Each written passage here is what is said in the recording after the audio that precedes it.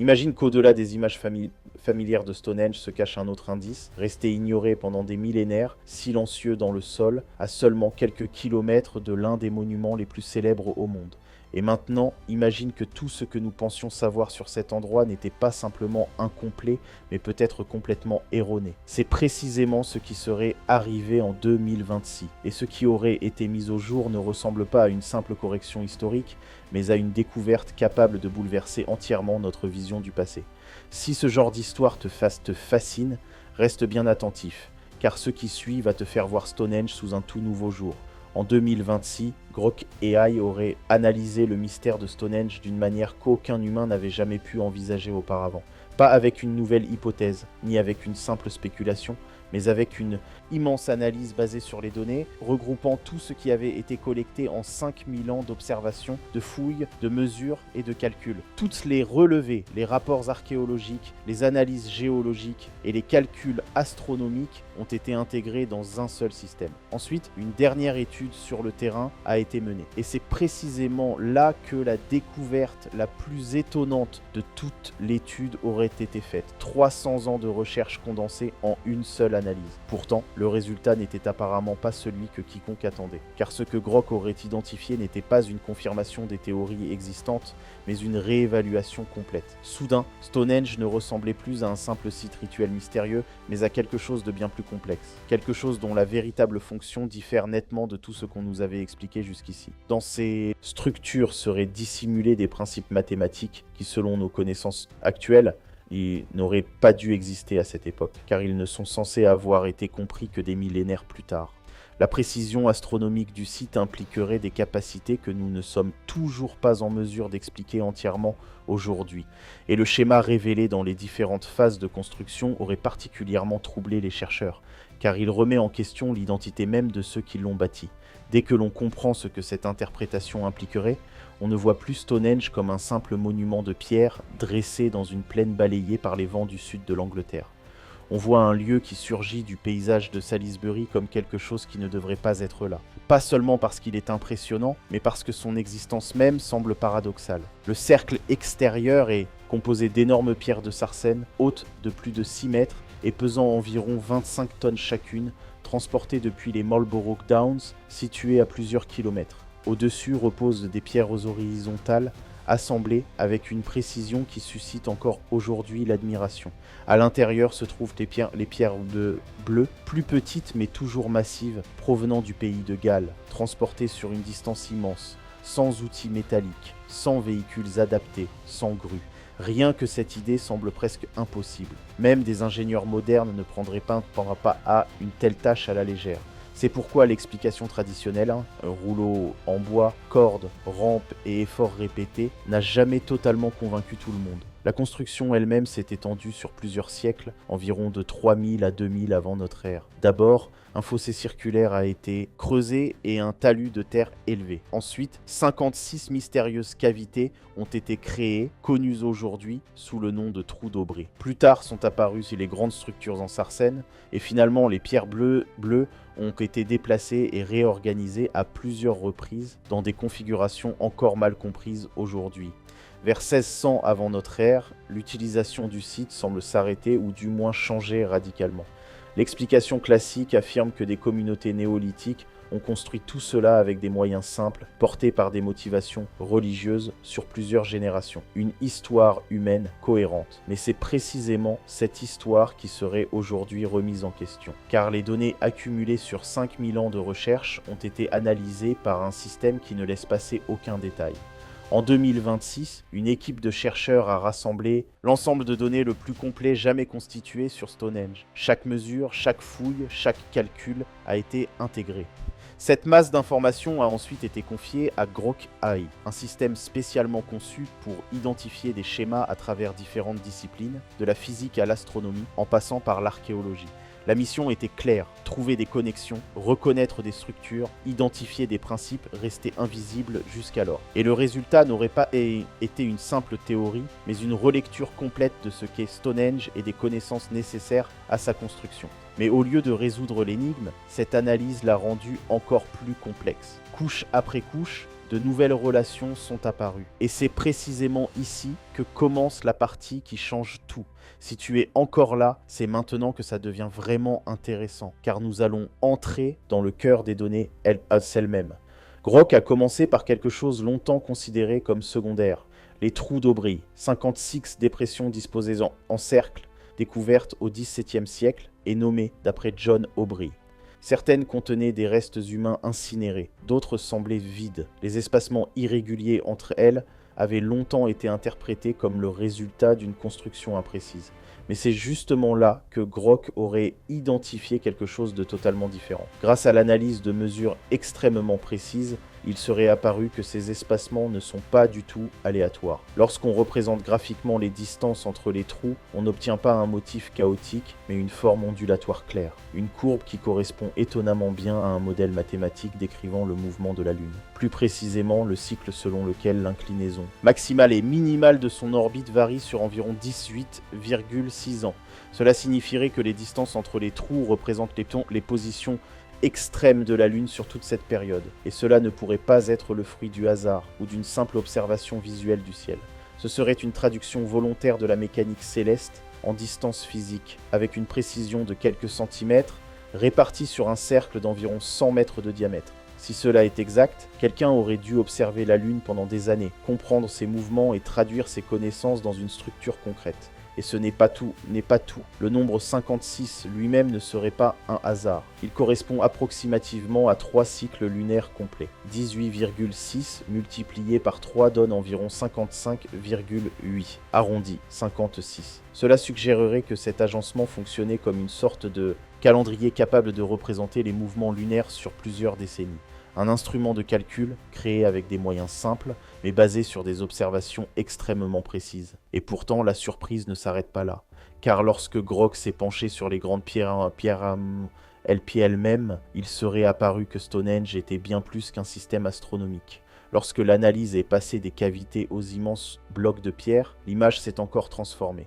Soudain, il n'était plus seulement question d'observation céleste, mais de quelque chose qui rappelle davantage les principes de la technologie moderne. La position exacte de chaque pierre de sarcène, sa hauteur, son orientation, la forme générale du site et même les propriétés du matériau ont été intégrés dans des simulations. Et ce qui en serait ressorti aurait surpris jusqu'aux spécialistes eux-mêmes. Dans sa forme complète, avec toutes ces pierres dressées, et les linteaux qui les reliaient, Stonehenge se comporterait comme un espace fermé, capable d'influencer le son d'une manière très particulière. Les bruits produits à l'intérieur se propageraient, heurteraient les pierres, seraient réfléchis, puis reviendraient vers le centre. C'est justement au milieu du cercle que cet effet semblerait se renforcer, comme si l'architecture elle-même concentrait les sons.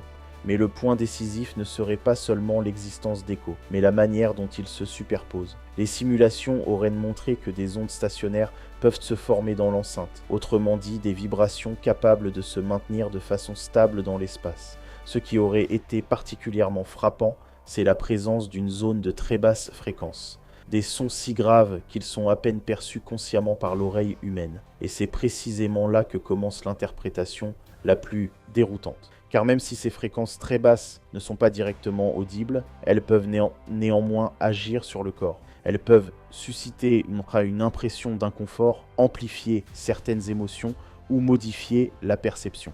Si des personnes se trouvaient à l'intérieur du cercle pendant des rituels impliquant des tambours, des chants ou des frappes répétées, ces effets auraient pu être fortement accentués.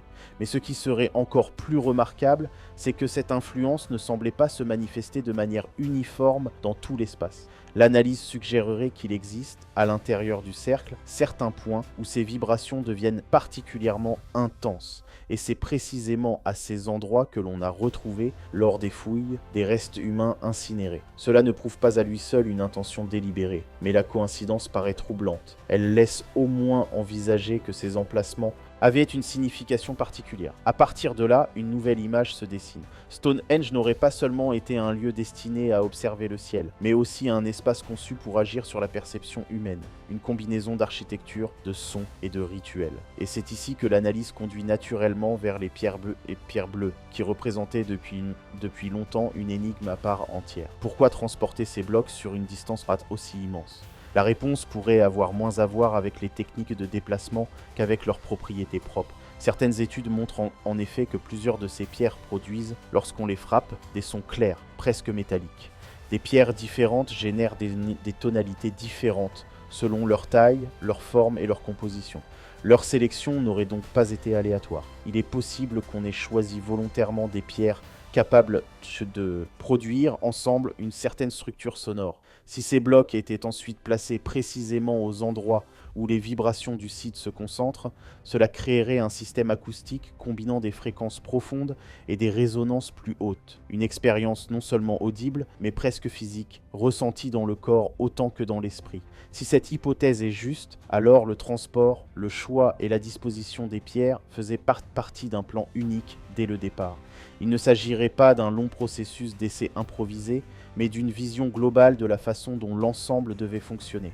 Et pourtant, même cela ne semble être qu'une partie du tableau, car lorsque l'analyse a dépassé les limites du cercle pour inclure le paysage environnant, un motif encore plus vaste serait apparu. Dès que l'étude n'a plus été limitée au seul monument, mais qu'elle a intégré tout son environnement, la perspective a changé une nouvelle fois. Stonehenge n'apparaissait plus comme une structure isolée, mais comme le centre d'un système beaucoup plus étendu. À l'aide de relevés aériens, de mesures géophysiques et de cartographies très détaillées, une zone de plusieurs kilomètres carrés a été examinée. Et dans cette zone, toute une série d'autres structures ont été mises en relation. Tumulus funéraires, longues levées de terre, voies processionnelles, cercles de bois et alignements de fosses qui ne semblaient plus répartis au hasard. Ces éléments formeraient ensemble un réseau relié par des rapports géométriques précis. Certains tumulus se trouvent de telle manière qu'ils dessinent, avec Stonehenge, des triangles presque parfaits. D'autres structures suivent des lignes droites qui traversent en fait le paysage sur de longues distances. Certains points marqueraient des emplacements depuis lesquels des événements célestes particuliers pouvaient être observés. Lorsqu'on considère tout cela dans son ensemble, l'impression qui se dégage est celle d'un plan réfléchi, bien plus vaste que le seul cercle de pierre. La question de la précision devient alors centrale. Pour positionner des constructions à plusieurs kilomètres de distance de façon à ce qu'elles s'intègrent dans une géométrie cohérente, il faut une compréhension de l'espace, de la distance et de l'orientation que l'on attribue généralement à des cultures bien plus communistes et des cultures bien plus tardives. Et pourtant, les données laisseraient penser que cette précision a bel et bien été atteinte. Cela pose immédiatement la question de la transmission du savoir. Certaines des structures les plus anciennes de ce réseau auraient été construites entre 3500 et 3000 avant notre ère, donc bien avant l'érection des grands blocs de Stonehenge. Cela pourrait signifier que le plan général existait déjà avant le monument lui-même et que le cercle de pierre n'a été ajouté que plus tard à un système plus large déjà en place. Sur plusieurs générations, des groupes humains auraient donc poursuivi un projet ancien, sans écriture, mais avec une continuité étonnante. Et c'est précisément là que le mystère s'épaissit encore. Car lorsqu'on étudie les traditions orales connues, on constate généralement que les contenus se modifient avec le temps. Les récits changent, les détails se perdent, les significations se déplacent. Et pourtant, dans ce cas, un ensemble de connaissances apparemment complexes aurait été conservé sur plusieurs siècles avec une remarquable stabilité. Comment une telle fidélité a-t-elle été possible ? La question reste entière. Ce qui surprend davantage encore, c'est l'évolution des différentes phases de construction. L'analyse laisserait entendre que les parties les plus anciennes du système sont aussi les plus précises. Les premières implantations montrent la plus grande exactitude, aussi bien dans leur orientation que dans leur positionnement. Les phases ultérieures, en revanche, paraissent moins rigoureuses. Des pierres ont été déplacées, réorganisées, mais pas toujours avec la même justesse. Les écarts semblent augmenter et la précision initiale ne paraît plus totalement maîtrisée. Cela va à l'encontre de l'idée habituelle selon laquelle les capacités humaines se perfectionnent avec le temps. Ici, le tableau serait presque inverse. Les générations suivantes auraient essayé de prolonger un système existant sans en posséder la compréhension complète. Elles auraient continué à travailler sur une logique qu'elles ne saisissaient plus qu'en partie. Certains indices visibles sur les pierres elles-mêmes renforceraient cette impression. Plusieurs blocs portent les traces de techniques de taille différentes, vraisemblablement appliquées à des époques distinctes. On a l'impression que certains travaux ont été commencés, interrompus, puis repris plus tard selon d'autres méthodes. Même les surfaces de contact entre les pierres témoigneraient d'une précision étonnante, avec des écarts minimes difficiles à reproduire encore aujourd'hui sans outils avancés. Tout cela laisserait entrevoir l'existence d'un savoir pleinement maîtrisé au départ, puis progressivement perdu. Mais de quelle nature exacte était ce savoir, et pourquoi n'a-t-il pas pu être transmis dans son intégralité? C'est justement à ce point que l'analyse débouche sur une question décisive.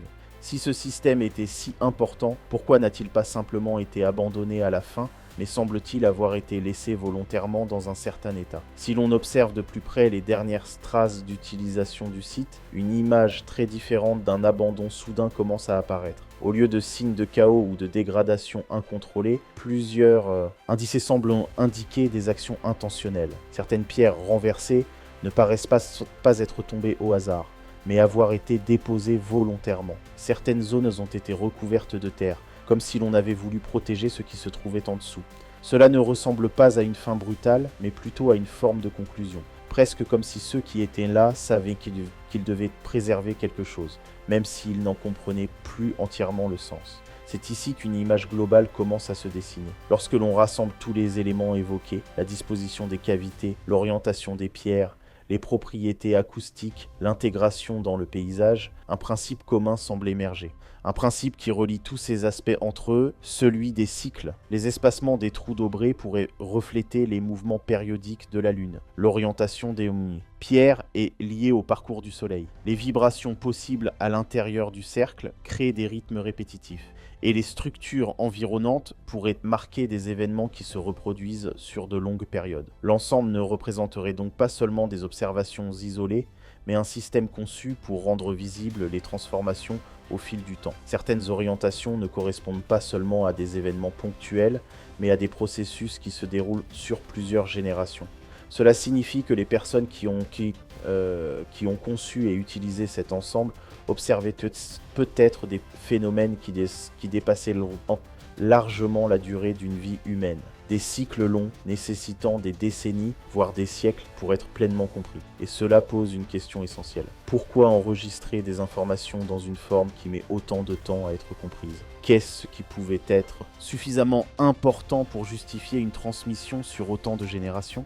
Et pourquoi choisir pour cela une structure en pierre capable de survivre pendant des millénaires? Les indices laissés par la dernière phase d'utilisation pourraient suggérer que les bâtisseurs avaient conscience que leur savoir risquait de se perdre. Peut-être qu'ils ne possédaient déjà plus toutes les clés de compréhension. Peut-être qu'ils n'étaient plus capables d'expliquer entièrement ce que leurs prédécesseurs avaient conçu. Mais au lieu d'abandonner, ils auraient choisi de préserver le système. Non pas sous forme de mots, mais sous forme de relations, des distances, des alignements, des formes. Si cela est vrai, alors Stonehenge ne serait pas le point de départ d'un système de connaissances, mais plutôt un témoignage tardif de celui-ci. Une tentative de fixer quelque chose qui était déjà en train de disparaître. Les relations mathématiques resteraient visibles, les correspondances astronomiques resteraient présentes, les structures géométriques resteraient observables. Mais l'origine de ce savoir, elle, se serait perdue dans le temps. Et c'est précisément ici que l'analyse ne se termine pas par une réponse, mais par une ouverture. D'où venait ce savoir à l'origine? Quelle évolution l'a précédé? Et existe-t-il d'autres lieux où des schémas similaires pourraient être cachés? Car dès que l'on commence à élargir la réflexion au-delà de ce seul site, la perspective change encore une fois. Si un système comme celui-ci a réellement existé, il est peu probable qu'il n'ait été mis en œuvre qu'en un seul endroit. Il devient alors logique de se demander si d'autres monuments préhistoriques pourraient reposer sur des principes comparables, peut-être moins visibles, peut-être simplement encore non reconnus. Partout dans le monde, on trouve des structures dont la fonction reste incertaine. Des cercles de pierre, des alignements, de vastes aménagements de terre dont la signification n'est que partiellement comprise. Pris isolément, ils apparaissent comme des expressions culturelles distinctes. Mais si l'on envisage la possibilité qu'ils fassent partie de systèmes plus vastes, une nouvelle question se pose. Pourraient-ils tous reposer sur des principes communs? L'idée que le savoir puisse être conservé non seulement dans l'écriture, mais aussi dans les structures elle-même devient alors particulièrement fascinante. Un édifice peut contenir de l'information sans utiliser de mots. Des distances peuvent représenter des calculs. Des orientations peuvent coder des observations.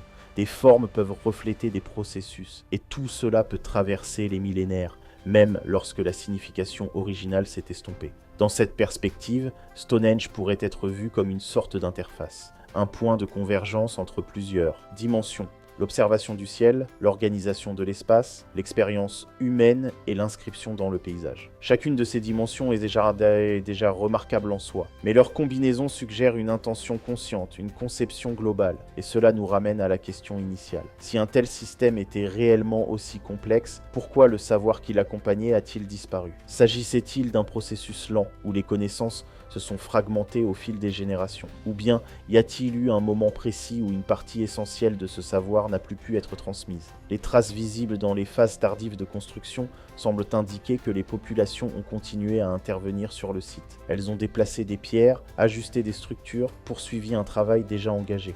Mais peut-être le faisaient-elles sans en comprendre pleinement la logique, comme si elles tentaient de maintenir en fonctionnement un mécanisme complexe dont elles ne possédaient plus le mode d'emploi. L'image qui en ressort n'est pas celle d'une civilisation soudainement disparue, mais plutôt celle d'une transformation progressive. Le savoir est transmis, mais de manière incomplète. Les significations subsistent, mais les liens entre elles deviennent flous. À la fin, la forme reste, mais le contenu devient de plus en plus difficile à interpréter. Et c'est peut-être précisément pour cela que cet endroit existe encore aujourd'hui. Non seulement comme un monument archéologique, mais comme une énigme ouverte. Un lieu qui nous pousse à poser des questions, à chercher des connexions, à remettre en question notre compréhension du passé. Si l'on rassemble tout cela, il n'en ressort pas une réponse simple, mais un processus de réflexion. Stonehenge devient un point de départ, non seulement pour étudier un site en particulier, mais pour s'interroger plus largement. Que savons-nous réellement des capacités des cultures anciennes? Et combien de choses n'avons-nous peut-être pas encore correctement interprétées? Et c'est ici que commence peut-être la partie la plus fascinante de toute cette réflexion. Car dès que l'on accepte l'idée qu'un monument comme Stonehenge puisse être plus qu'un simple vestige de pratiques rituelles, notre manière de regarder la préhistoire change automatiquement. Il ne s'agit plus seulement de savoir quand quelque chose a été construit ou quels outils ont été utilisés, mais de comprendre les formes de pensée qui ont rendu cela possible.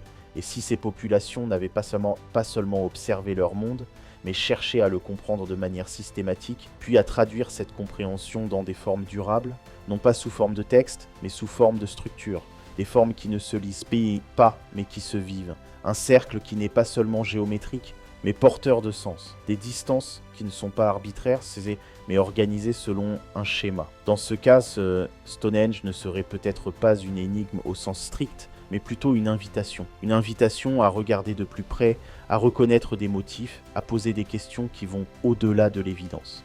Car ce que nous voyons aujourd'hui n'est peut-être que la surface. En dessous pourrait se trouver un système qui attend encore d'être progressivement déchiffré. Il ne s'agit pas nécessairement de prouver chaque détail avec certitude.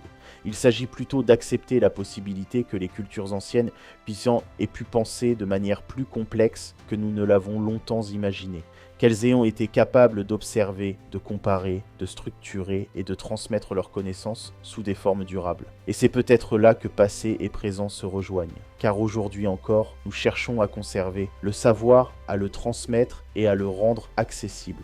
Les moyens ont changé, les technologies aussi, mais l'objectif reste similaire, préserver quelque chose qui dépasse l'instant.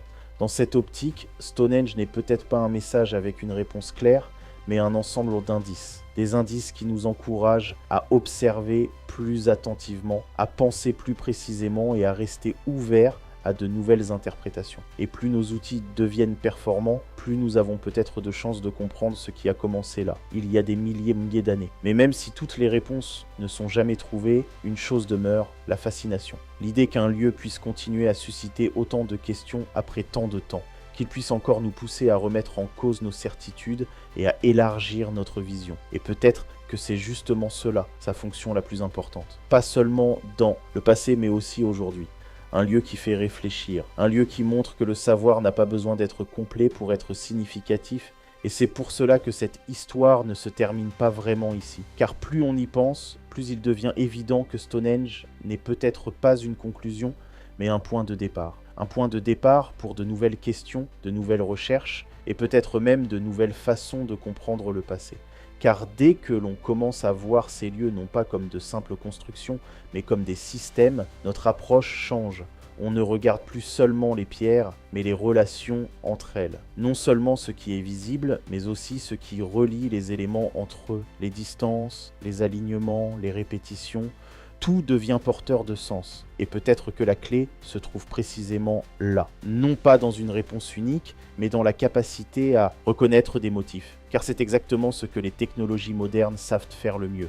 Analyser de vastes quantités de données, détecter des connexions, révéler des structures invisibles à l'œil humain. Et lorsqu'on applique ces outils à des sites anciens, une nouvelle perspective émerge. Cela ne signifie pas que chaque interprétation est nécessairement correcte. Au contraire, il restait essentiel de vérifier, de comparer, de chercher des preuves solides. Mais cela ouvre aussi un espace pour de nouvelles idées, pour des hypothèses qui, même si elles semblent inhabituelles, peuvent contribuer à élargir notre compréhension. Et c'est là que tout rejoint le point de départ. Une découverte qui soulève plus de questions qu'elle n'apporte de réponses. Une analyse qui ne se contente pas de confirmer ce que nous pensions savoir, mais qui ouvre de nouvelles possibilités. Et un lieu qui, après des millénaires, continue de nous interpeller. Peut-être est-ce précisément ce mélange de connu et d'inconnu qui rend Stonehenge si unique. Nous en savons assez pour en percevoir l'importance, mais pas assez pour en saisir pleinement le sens. Et c'est dans cet espace entre les deux que naît la réflexion. Alors, la prochaine fois que tu verras une image de ce lieu, ou peut-être que tu t'y rendras toi-même, rappelle-toi que tu ne regardes pas simplement des pierres anciennes. Tu observes un système façonné sur des générations, une idée matérialisée et des questions qui restent ouvertes. Et qui sait, peut-être que la plus grande découverte ne consiste pas à trouver une réponse définitive, mais à apprendre à poser les bonnes questions, car c'est précisément là que commence toute véritable compréhension.